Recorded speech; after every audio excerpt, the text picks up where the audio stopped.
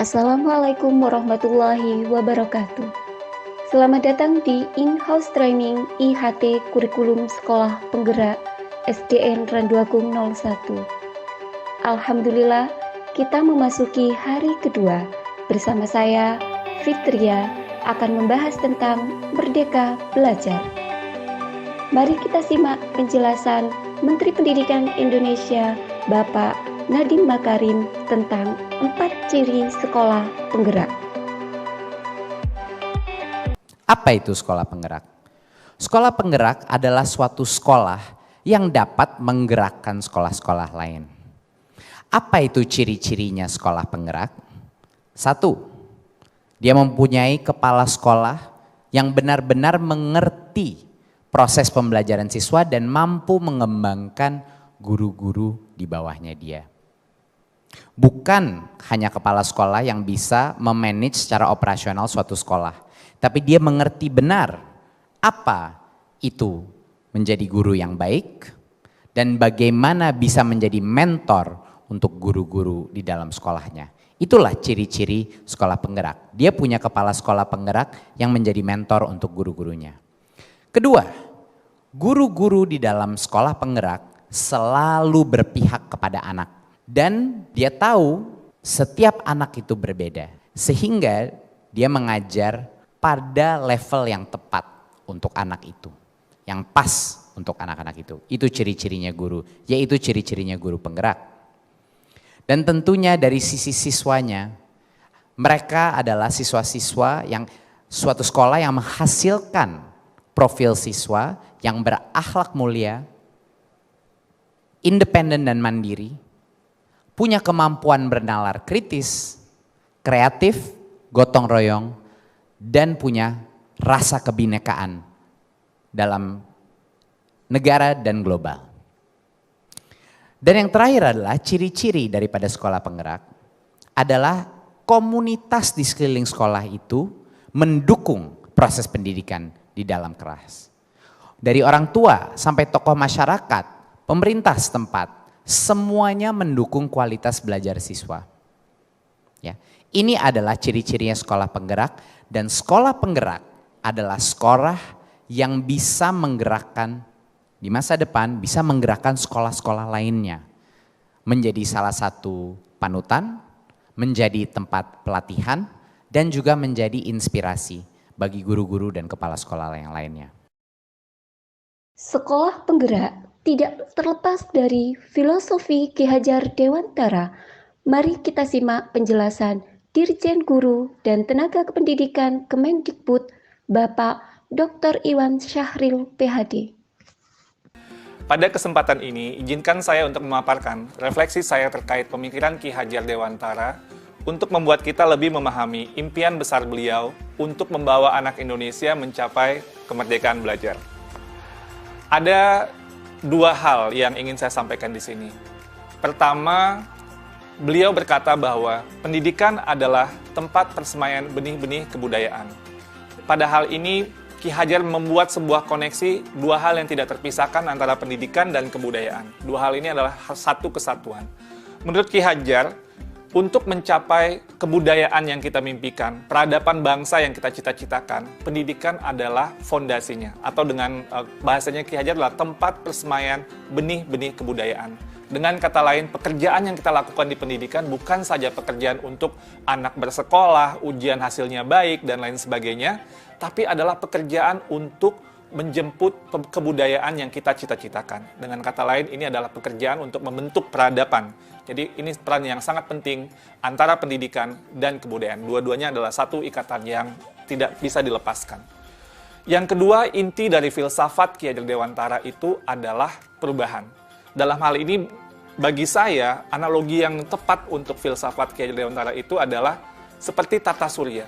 Selalu bergerak, selalu tidak pernah berhenti dari waktu ke waktu, dia tidak pernah statis. Karena itu, bagi Ki Hajar, kebudayaan tidak boleh statis, harus terus bergerak.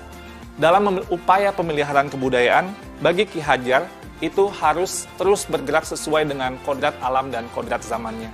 Jika kebudayaan itu terisolasi, kebudayaan itu akan menuju kehancuran. Pendidikan pun juga sama, tidak boleh statis. Pendidikan harus terus berubah, menjawab tuntutan zamannya.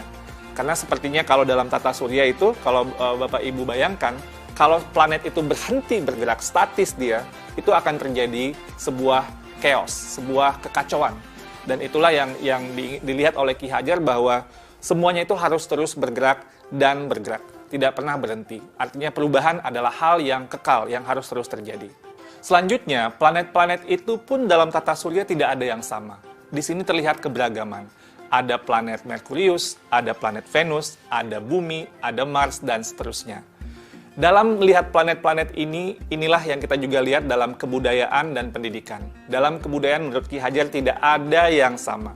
Ada kebudayaan yang mungkin seperti Mars, ada seperti Bumi gitu ya, tapi tidak bisa disamakan. Ketika kita melakukan pertukaran kebudayaan, itu bukan untuk menyamakan semuanya, tapi untuk menguatkan identitas dari masing-masing kebudayaan. Dan kebudayaan itu terus berputar dan terus berputar kepada sumbu yang sama. Dan dalam filosofi Ki Hajar, sumbunya ini atau di mana semua planet itu bersumbu itu adalah nilai-nilai kemanusiaan. Dan ini yang menjadi hal yang esensi dari semua kebudayaan, dimanapun kebudayaan itu berada.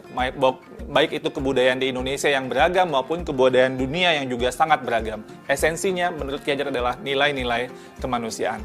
Pendidikan pun juga sama. Anak tidak pernah ada yang sama. Dua anak kembar itu tidak pernah sama persis, bahkan kembar siam sekalipun. Fitrah dari penciptaan dari Yang Maha Kuasa itu adalah keberagaman. Menurut Ki Hajar, biarkanlah anak-anak itu memiliki keunikannya sendiri-sendiri. Ibarat planet-planet tadi, mereka bergerak dengan kecepatannya sendiri-sendiri. Kalau Bapak Ibu lihat di tata surya, Merkurius itu berputar sangat cepat, sementara mungkin planet Jupiter itu agak lambat berputarnya. Dan ini mereka juga berputar dengan kecepatannya sendiri-sendiri sesuai dengan orbitnya masing-masing. Masing-masing punya cerita di dalam planet yang berbeda-beda. Jadi tidak bisa dipaksakan Bumi itu harus menjadi seperti Saturnus atau Neptunus itu menjadi Merkurius. Semua ada orbitnya masing-masing, semua bergerak pada sumbu yang sudah diatur dan menghamba pada nilai yang sama, yaitu nilai-nilai kemanusiaan. Nah, lalu apa yang kemudian menjadi relevansi pemikiran-pemikiran Ki Hajar Dewantara terhadap transformasi pendidikan yang sedang kita lakukan sekarang? Filosofi Ki Hajar adalah filosofi tentang perubahan, dan dalam hal ini ada 3 kerangka perubahan Ki Hajar Dewantara. Yang pertama adalah kodrat keadaan. Dalam melakukan perubahan, kita harus melihat kodrat keadaan yang terbagi 2. Pertama, kodrat alam, yang kedua, kodrat zaman. Kodrat alam itu adalah terkait dengan alam tempat di mana masyarakat itu berada. Seperti yang digambarkan oleh Ki Hajar, kalau alamnya daerah pertanian itu berbeda dengan daerah pegunungan atau daerah pantai. Yang 2 musim itu berbeda dengan 4 musim dan seterusnya. Ki Hajar bercerita bahwa kalau orang Belanda melihat orang Indonesia itu boros, karena orang Indonesia alamnya sangat ramah sekali. Jadi tidak pernah mungkin berpikir untuk masa depan yang terlalu jauh, karena alamnya selalu menyediakannya. Sedangkan orang Indonesia melihat Belanda itu pelit. Tapi ini Belanda dibentuk oleh alamnya juga, karena dia harus hidup 4 musim, dia harus berhemat, karena nanti ketika datang musim dingin, tidak bisa lagi tumbuh atau pertanian tidak bisa bergerak. Jadi ini kodrat alam yang membentuk sebuah kebudayaan, kebiasaan sebuah masyarakat. Nah, lalu juga ada kodrat zaman, bagian kedua dari kodrat keadaan.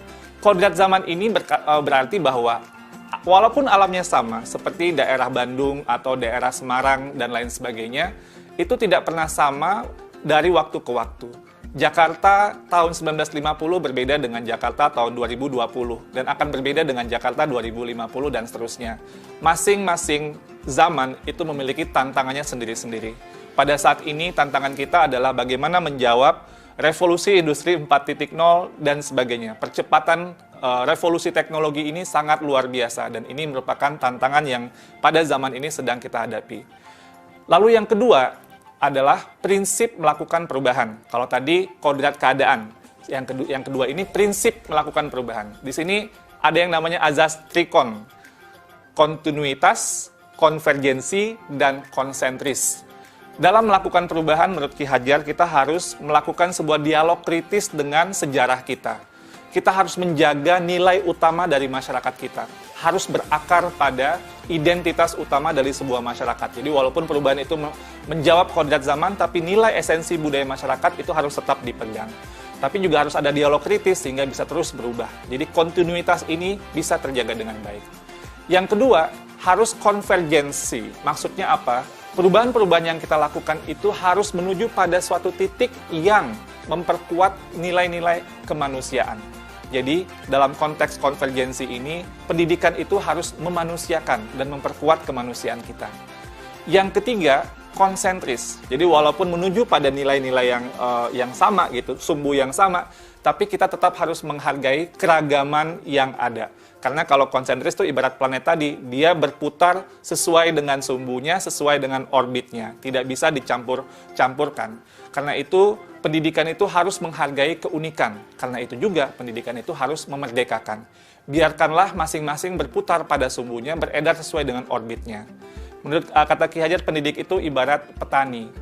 Petani itu dia bercocok tanam, dia memiliki banyak sekali misalnya bibit. Ada bibit padi, ada bibit jagung, ada bibit kedelai. Yang padi, tumbuhkanlah dia sebagai padi. Jangan menumbuhkan padi itu berharap menjadi jagung. Tidak akan pernah menjadi seperti itu. Dan jangan pula memelihara jagung dengan ilmu memelihara padi. Nggak jadi tumbuh kembangnya jagung itu. Jadi masing-masing itu sesuai dengan kodratnya. Dan itulah keragaman yang dihadapi oleh para pendidik dalam konteks kehidupan sehari-hari. Lalu yang ketiga, apa yang berubah? Yang berubah di sini adalah budi pekerti. Maksudnya ini apa? Ada dua kata di sini. Ada budi, ada pekerti. Budi itu, menurut bahasa Ki Hajar, itu ada 3 komponen, yaitu cipta, rasa, dan karsa. Cipta itu artinya pikiran, rasa itu perasaan, karsa itu adalah kemauan. Dan pekerti. Pekerti itu maksudnya tenaga atau raga. Dalam filosofi pendidikan Ki Hajar, ini harus seimbang terjadinya perubahan tersebut. Ada olah cipta, menajamkan pikiran, olah rasa, menghaluskan rasa, olah karsa, memperkuat kemauan, dan olahraga, menyehatkan jasmani. Sehingga pendidikan itu harus holistik, harus seimbang, tidak bisa timpang. Kalau pendidikan ini bisa kita lakukan dengan seimbang, menurut Ki Hajar, ini akan terjadi kesempurnaan budi pekerti yang membawa kita pada kebijaksanaan. Dengan kata lain, jika kita melakukan pendidikan yang seimbang, tumbuh kembang anak secara holistik, ini akan menghadirkan banyak insan-insan yang penuh kebijaksanaan. Sebaliknya, jika kita melakukan pendidikan dengan timpang, maka kita akan menciptakan masyarakat yang langka, bahkan mungkin hampa dengan kebijaksanaan. Pada akhirnya, semua disiplin ilmu harus menuju kepada kebijaksanaan. Dan relevansi yang kedua dari apa yang kita pelajari dari filosofi Ki Hajar Dewantara adalah keharusan untuk memandang anak dengan rasa hormat, berorientasi kepada anak. Jadi, apa tujuan pendidikan kita? Itu adalah murid, murid, murid. Jadi, menurut Ki Hajar, semua yang kita lakukan di bidang pendidikan dan para pendidik itu harus berorientasi penuh kepada murid. Dengan bahasa Ki Hajar, salah satu azas dari Taman Siswa, bebas dari segala ikatan, dengan suci hati mendekati sang anak, tidak untuk meminta suatu hak, namun untuk berhamba pada sang anak. Kata-kata berhamba pada sang anak adalah sebuah analogi, tapi memiliki kedalaman nilai yang luar biasa. Bahwa Ki Hajar, seorang yang sangat ditokohkan, melihat bahwa berorientasi kepada anak ini adalah hal yang paling utama, paling esensial bagi kita para pendidik. Semoga refleksi singkat ini bisa menjadi sebuah inspirasi bagi Bapak Ibu semua, calon-calon guru penggerak yang saya banggakan. Terima kasih Bapak Ibu penggerak, salam bahagia.